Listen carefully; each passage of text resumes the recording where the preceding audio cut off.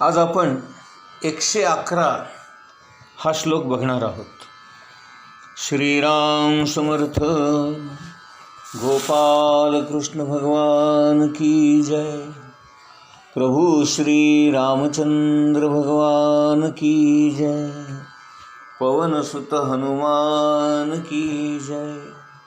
रामदास स्वामी महाराज की जय. जय जय रघुवीर समर्थ. 111वा श्लोक असा आहे. हिताकारणे बोलणे सत्य आहे. हिताकारणे सर्व शोधून पाहे. हिताकारणे बंड पाषांड वारी. तुटे वाद संवाद तो हितकारी. शेवटची ओळ तुटे वाद संवाद तो हितकारी ही असणारी काही श्लोक आपण पाहतो आहोत. तर महाराज म्हणतात,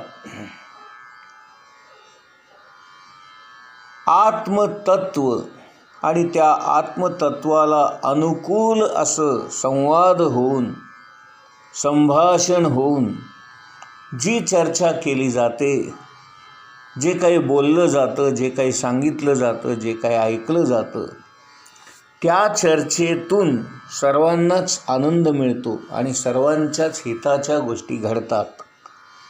आणि अशी चर्चा भगवंताविषयी, त्या आत्मतत्वाविषयी केलेली परमार्थाला उपकारकच ठरते आणि सर्वांचं हितकारक अशी ती असते. आणि म्हणून असा संवाद भक्तांनी किंवा साधकांनी, सत्संगामध्ये असणाऱ्या पुरुषांनी एकमेकांशी साधावा आणि वादविवाद टाळावा. विनाकारण आपण प्रपंचाविषयी बोलून एकमेकांबद्दलचं आपलं मत कलुषित करून घेऊ नये. वितंडवाद टाळावा आणि आपले संबंध, हितसंबंध बिघडू देऊ नये असं समर्थ आपल्याला या श्लोकातून सांगतायत.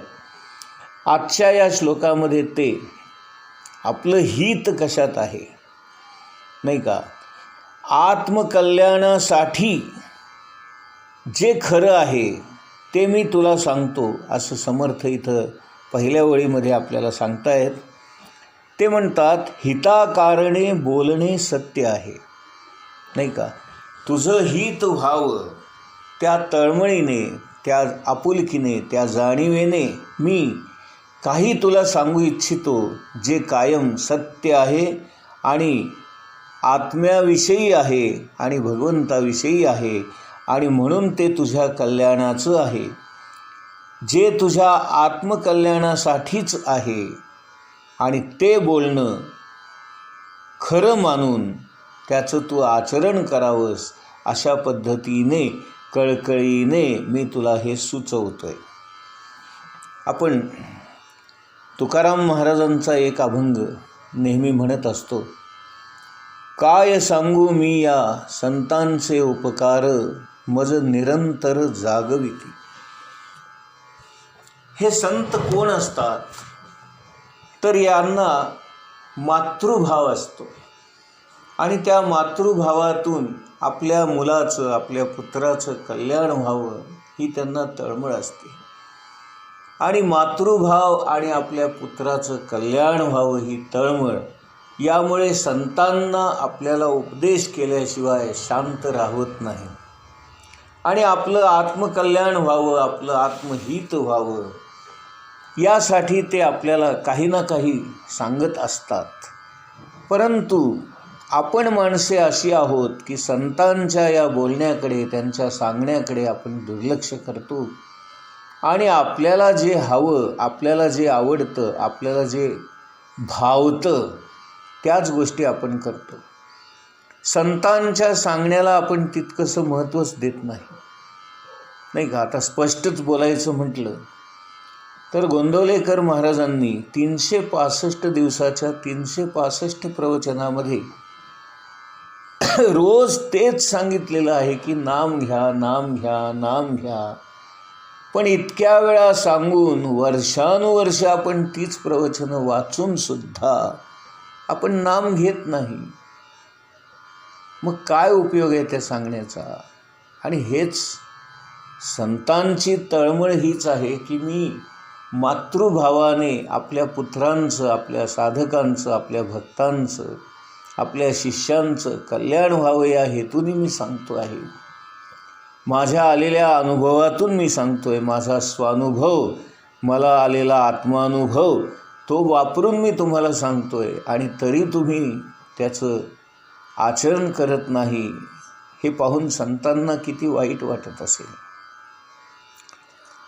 आणि म्हणून इथे रामदास स्वामी ठमकावून सांगतायत, हिताकारणे बोलणे सत्य आहे. तुझ्या हितासाठी म्हणून मी जे काही बोलीन ते सत्यच असेल आणि सत्याबद्दलच असेल. या जगामध्ये सत्य एकच आहे आणि ते म्हणजे आत्मा. तुझं आत्मकल्याण व्हावं म्हणूनच मी तुला जे काही सांगतो ते सत्य आहे आणि तुझ्या हिताचं आहे. आणि दुसऱ्या ओळीमध्ये म्हणतात, हिताकारणे सर्व शोधून पाहे. तू विचार कर, शोधून पहा, किंवा अनेक मार्गाने जाऊन खात्री करून बघ. आणि सर्व मार्गांना जाऊन खात्री करून जेव्हा तू स्वतः अनुभव घेशील आणि त्यावेळेला तुझ्या लक्षात येईल की माझ्या गुरूंनी सांगितलेला, माझ्या सद्गुरूंनी सांगितलेला मार्गच सोपा आहे, खरा आहे, नित्य आहे आणि माझ्यासाठी हितकारक आहे, माझ्यासाठी कल्याणकारी आहे. आणि म्हणून रामदास स्वामी दुसऱ्या ओळीमध्ये म्हणतात, मी बोलतो हे सत्य वाटत नसेल, तुझ्या मनामध्ये संभ्रम निर्माण होत असेल, तुला शंका येत असतील, तर तू स्वतः खात्री करून घे, शोधून पहा, सर्व मार्गांचं अनुकरण करून पहा आणि तू स्वतः तुझा आत्महिताचा मार्ग निश्चित कर. नाही का? आपण संत सांगतात परंतु आपण तिसरंच करतो. संतांनी जे आपल्याला सांगितलेलं असतं ते सोडून आपण बाकीच्याच गोष्टी करण्यामध्ये आपल्याला स्वारस्य वाटतं किंवा आपला एक अहंकार असतो, तो आपल्याला इकडे वळू देत नाही. तिसऱ्या ओळीमध्ये म्हणतात, हिताकारणे बंड पाषांड वारी. बंड म्हणजे आपल्या विचारामध्ये येणारा हा जो स्वैरपणा किंवा थोतांड, वितंडवाद किंवा आपण वागणुकीमध्ये करत असलेली सोंगढोंग, हे सर्व बंड तू मोडून काढ. आणि पाषांड वारी म्हणजे नाहीसं कर. पाषांड याचा अर्थ आपल्या हातून होणारा हीन आचार किंवा विचारांची क्षुद्रता, नास्तिकता. आणि वारणे म्हणजे नाहीसा करणे, बाजूला करणे. तिसऱ्या ओळीमध्ये समर्थ आपल्याला सांगतायत की बाबा रे, मी सांगतो ते आत्मकल्याणाचं तुला जर खरं वाटत नसेल तर तू स्वतः शोधून पहा आणि तू स्वतः अनुभव घेऊन पहा आणि तुझा मार्ग तूच निश्चित कर. परंतु देवाधर्माच्या विरुद्ध असणारं हीन आणि नास्तिक मत मात्र मांडू नकोस. तर्कशुद्ध किंवा तर्काला न शोभणारं असं काही बोलू नकोस. थोतांड पसरवणारं किंवा पाषांड निर्माण करणारे आचार विचार तू बाजूला सार आणि आत्मतत्वाला अनुकूल असणारं असंच काहीतरी बोल.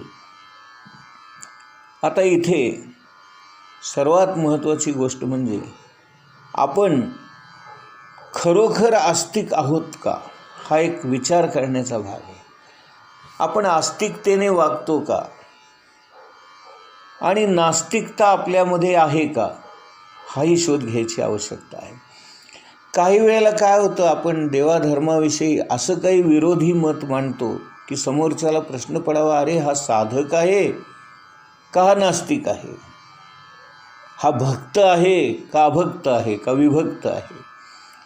म्हणजे आपण विचार करतो एक, आचरण करतो दुसरंच आणि लोकांना सांगतो तिसरंच. म्हणून आपल्या विचारांमध्ये, आचारांमध्ये आणि आचरणामध्ये, नाही का, आणि बोलण्यामध्ये एकसूत्रीपणा नसतो. आपले विचार भलतेच असतात, वागणं भलतंच असतं आणि आपण बोलतो तिसरंच. त्यामुळे या तीनही गोष्टीमध्ये सुसूत्रता येणे हे अत्यंत महत्त्वाचं आहे. त्यामुळे आपले आचार, विचार आणि त्याप्रमाणे आपण करत असलेला उच्चार या तिघांची एकरूपता असली पाहिजे, एकसारखं असलं पाहिजे, एक समानता असली पाहिजे.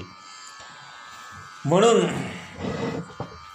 जशी आई आपल्या मुलाची काळजी घेते असते, ती त्याला ओरडते, रागावते, कधी काळी मारते, परंतु त्या ओरडण्यातून, रागावण्यातून मुलाचं कल्याण व्हावं, तो उद्या आपल्या पायावर उभा राहावा, त्याला एक आदर्श व्यक्ती म्हणून समाजामध्ये स्थान मिळावं, त्यांनी आपलं नाव कमवावं, अशी आईची इच्छा असते.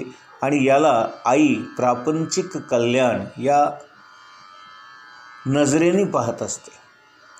संतसुद्धा आपलं कल्याणच पाहत असतात, परंतु ते आध्यात्मिक कल्याण असतं. आई जे पाहते ते प्रापंचिक कल्याण असतं आणि संत जे पाहतात ते आध्यात्मिक पारमार्थिक कल्याण कसं होईल.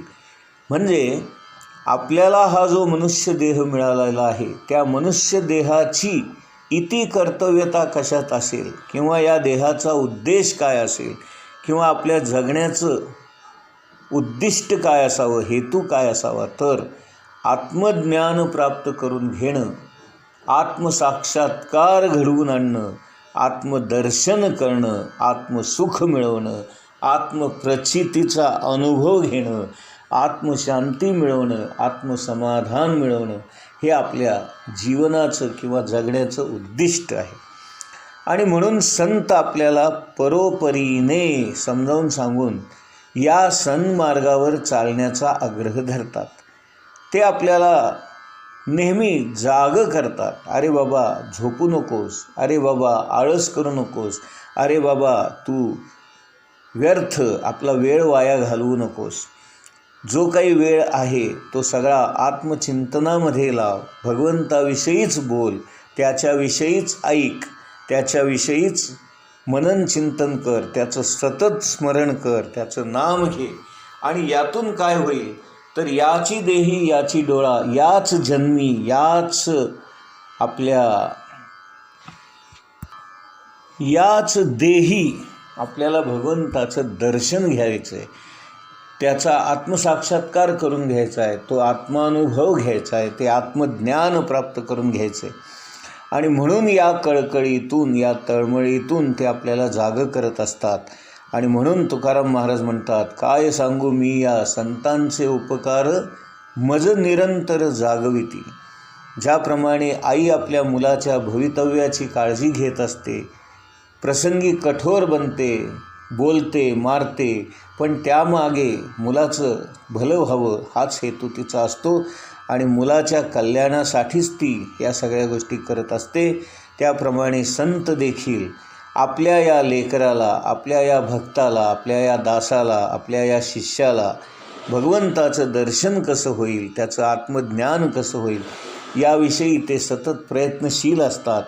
आणि म्हणून आत्मकल्याणासाठी जे जे आवश्यक आहे, जे जे हिताचं आहे, जे जे खरं आहे, ते आपल्याला सांगत असतात.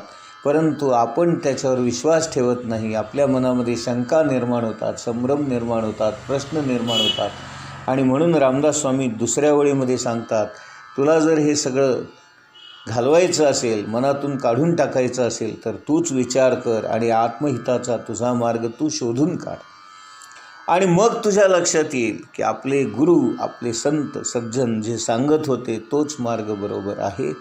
आणि अशा प्रकारे देवाधर्माच्या विरुद्ध असणारं पाखंडी मत किंवा तर्कदुष्ट असणारे थोतांड विचार किंवा पाषांड आपण दूर करावं आणि असा काही संवाद करावा की ज्यामुळे आपल्या सर्वांचं हित होईल आणि आपल्याला भगवंताचं आत्मसुख मिळेल, आत्मदर्शन होईल, आत्मज्ञान प्राप्त होईल. जय जय रघुवीर समर्थ.